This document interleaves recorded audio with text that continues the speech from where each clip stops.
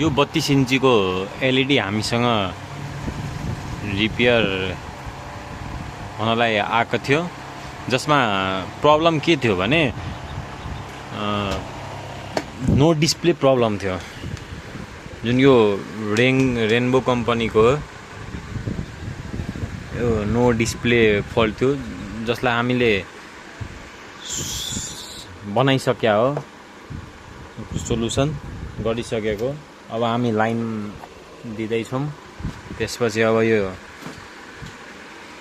यसको यहाँ बटम भाँचिएको रहेछ, त्यसपछि हामी यसको स्ट्यान्ड बाई रिमुभ गर्दैछौँ।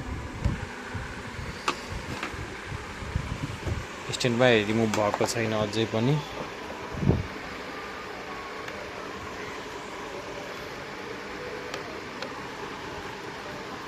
ल हेर्नु, स्ट्यान्ड बाई रिमुभ गरेको पिक्चर आइसकेको रहेछ।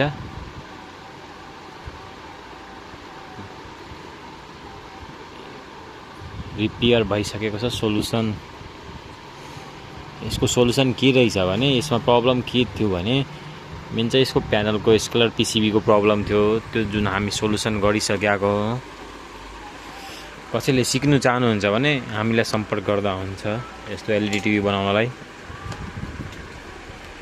प्रब्लम सल्भ भयो। यसको सिकेबी 1 सिकेबी लाइन कट गर्नु पर्यो राइट साइडको, कफ साइडको। त्यसपछि यसको प्रब्लम सल्भ भइसक्यो। बवाल भइसकेको छ यो टिभी, अब रेडी छ है त।